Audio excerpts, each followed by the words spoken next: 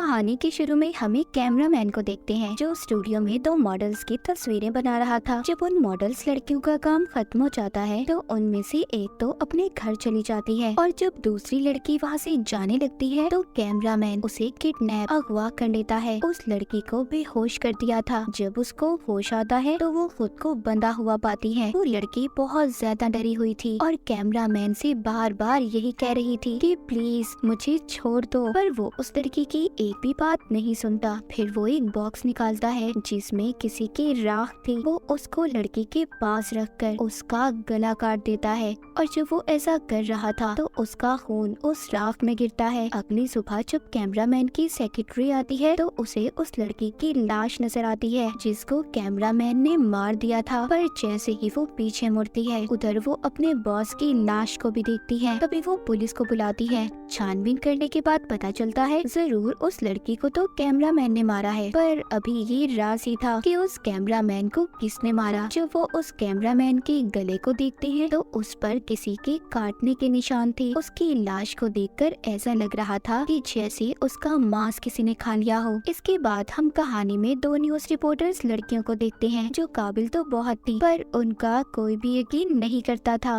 वो जब दोनों अपने ऑफिस में जाती हैं तो उनका बॉस उनसे कहता है कि इस केस के बारे में पता करें कि आखिर उस कैमरामैन की मौत कैसे हुई, उसे इतनी बेदर्दी से किसने मारा। अब वो दोनों एक लैब की लड़की से मिलती हैं। वो उसको होटल में खाना खिलाती है और इस केस के बारे में पूछती हैं। वो लड़की उन दोनों रिपोर्टर्स को बताती है कि उस कैमरामैन ने तो लड़की को मारा है। हमें उसके घर से कुछ मोमबत्तियां मिली। उन्हें देखकर ऐसा लग रहा था कि जैसे वहाँ पर कोई रिचुअल, कोई जादू हुआ हो और कैमरामैन की गर्दन पर किसी के दांतों के निशान थे कि जैसे किसी ने उसके गले को चबा कर खाया हो। ये दोनों जब ये सुनती हैं तो काफी परेशान हो जाती हैं और सोचने लगती हैं कि ऐसा आदमखोर कौन हो सकता है जो इंसानों को ऐसे खौफनाक तरीके से खा रहा हो। इसके बाद हमें सैंड्रा नाम की एक लड़की दिखाई जाती है जो योगा करके अपनी गाड़ी की तरफ जा रही थी। जैसे ही वो अपनी गाड़ी में बैठने लगती है तो कुछ लोग आकर उसकी गाड़ी को चुरा कर ले जाने वाले थे, पर तभी जब वो गाड़ी को चुरा कर भाग रहे थे तो पहले ही सैंड्रा की गाड़ी में कोई मौजूद था जो उनको काफी बुरी तरह मारता है और फिर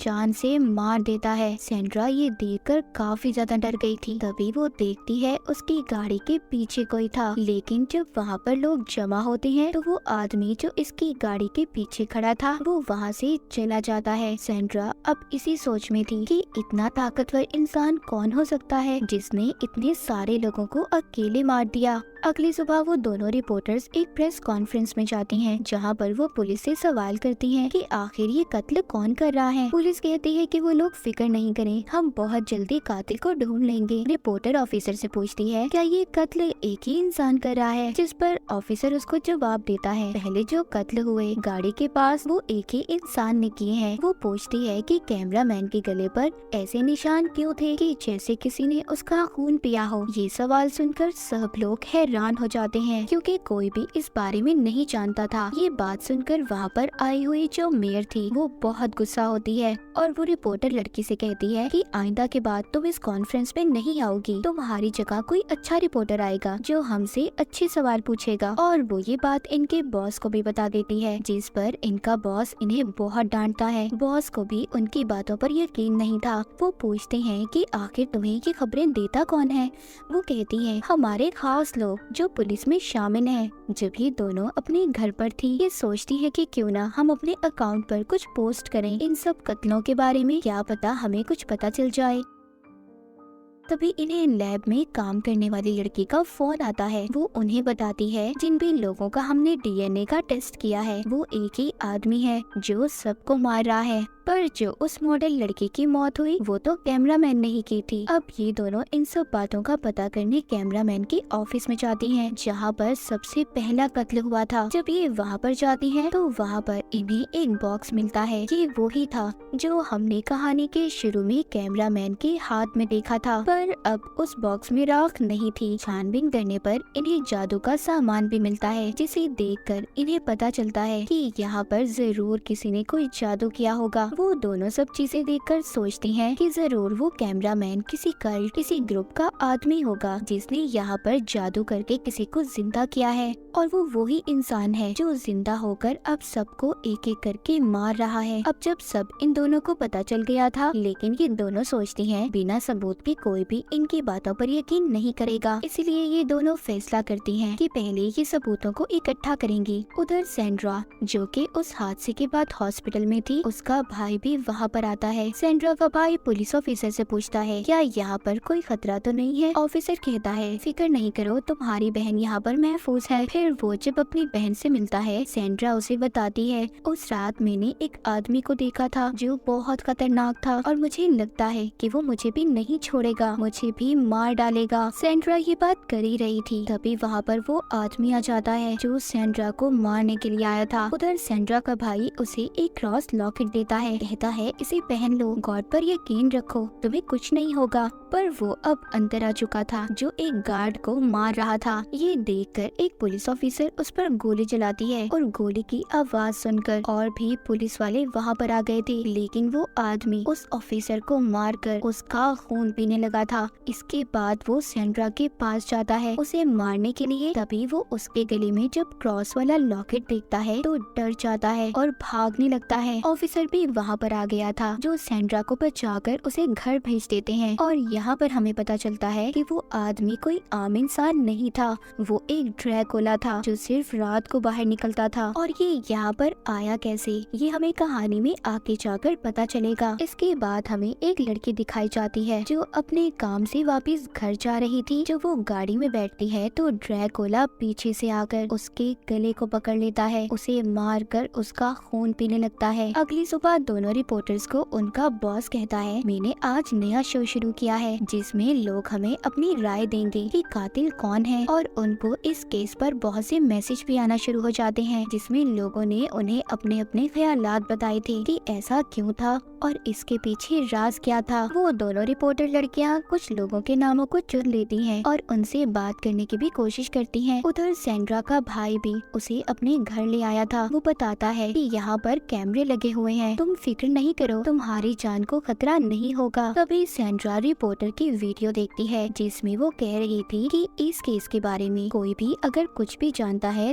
तो हमें जरूर प्लीज बताएं। सेंड्रा अपने भाई से कहती है कि मैं भी इनसे बात करना चाहती हूँ। उधर ऑफिस में दोनों रिपोर्टर लड़कियों से अब एक लेडी बात करती है। वो कहती है कि मैंने आप लोगों की खबर को पढ़ा जिसमें आपने एक कैमरामैन का जिक्र किया था। उसी आदमी से 1 साल पहले मेरी बात हुई थी क्योंकि मैंने उस वक्त ड्रैकुला के ऊपर एक किताब लिखी थी। उस किताब में एक आदमी का जिक्र था जो बहुत खतरनाक था। वो उस आदमी को जिंदा करना चाहता था और वो मेरी इन सारे मामले में मदद भी चाहता था, पर मैंने उसे इस बारे में नहीं बताया क्योंकि अगर मैं ऐसा करती, उसकी मदद करती, तो एक खतरनाक ड्रैकुला हमारी दुनिया में आ जाता। तभी एक और लड़की इनकी वीडियो में शामिल होती है जो कहती है हाँ मैं भी जानती हूँ उस इंसान के बारे में जो ड्रैकुला बनकर लोगों को मारता है। कुछ सालों पहले मेरा भी सामना हुआ था, उसने मेरी आंखों के सामने मेरी दोस्त को मार दिया, लेकिन मैंने उसे मारकर उसकी लाश को धूप में ले आई जिससे वो राख बन गया और मैंने उसकी राख को एक बॉक्स में बंद कर दिया, पर कुछ दिन बाद वो बॉक्स ही चोरी हो गया। ये सारी कहानी सुनने के बाद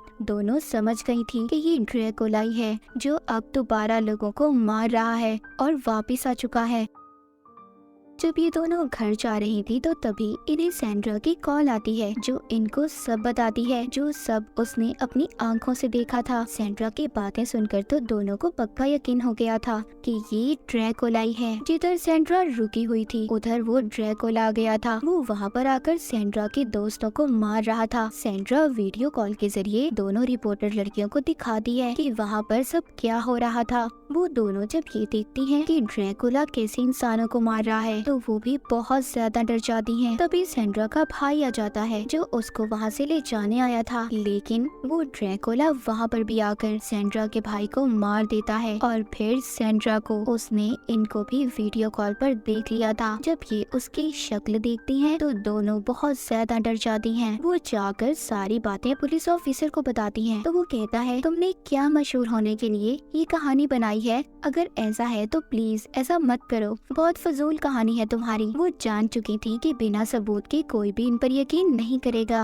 वो सोचती हैं कि दिन के वक्त वो ड्रैकुला आखिर रहता कहाँ होगा। वो उसके लिए हथियार भी बनाती हैं ताकि ये उसका सामना कर सके। एक दिन इन्हें एक आदमी का फोन आता है जो इनकी मदद करना चाहता था। वो अब इन दोनों को अपने ऑफिस में बुलाता है। ये पूछती हैं कि आखिर उन्होंने यहाँ पर क्यों बुलाया है। वो आदमी बताता है कि हमारी डीलर कंपनी है, हम लोग घर बनाकर बेचते हैं। उन्हें बताता है कि मेरे पास एक दिन एक आदमी आया था जिसने मुझे कहा कि मुझे एक ऐसा घर चाहिए जो बिल्कुल वीरान हो और बहुत सुनसान जगह पर, वहाँ पर कोई आता जाता ना हो। मैंने उसे वो घर दे दिया था। वो दोनों सुनकर कहती है कि आखिर ये सब बातें आप हमें क्यों बता रही हैं। वो आदमी कहता है हो सकता है जिस ड्रैकुला की तलाश तुम कर रही हो वो वहीं पर हो। वो उन दोनों को वहाँ की चाबियां भी दे देता है। दोनों अब वहाँ पर जाने का फैसला करती हैं। जब ये दोनों वहाँ पर जाती हैं तो वो बिल्डिंग वाकई ही सुनसान थी। ये वहाँ पर सबूतों को इकट्ठा करने लगती हैं, पर उन्हें वहाँ पर कोई सबूत नहीं मिला था, इसीलिए अब ये दोनों वापस जा रही थी। लेकिन तभी उनकी नजर एक अखबार पर पड़ती है जो 2 हफ्ते पहले का था। उसे देखकर वो सोचती हैं कि अगर यहाँ पर कोई नहीं रहता तो ये अखबार यहाँ पर कैसे आया होगा। तभी वो एक लड़के की लाश को देखती हैं। उधर ही वो ड्रैकुला भी था जो इसका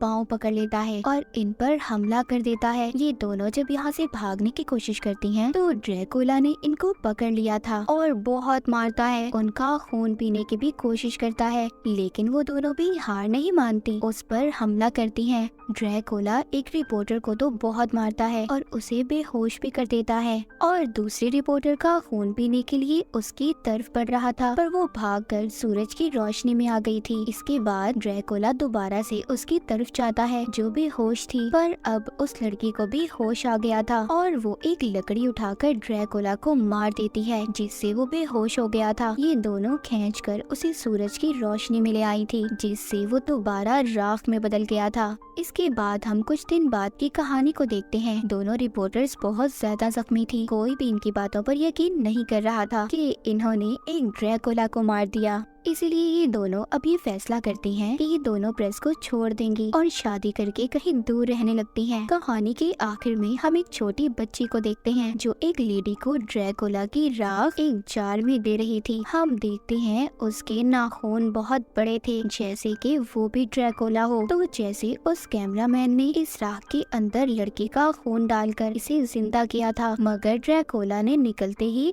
उसको भी मार दिया। फिर दोनों रिपोर्टर्स ने अपनी बहादुरी से उस ड्रैकुला को मारा, मगर उस ड्रैकुला की राख जब तक इस दुनिया में रहेगी तो कोई ना कोई इंसान उसे अपने फायदे के लिए लड़की का खून उसमें डालकर इसे जिंदा करेगा और ये ड्रैकुला फिर से दुनिया में तबाही फैलाने आएगा। और इसी के साथ ये कहानी यहीं पर खत्म हो जाती है।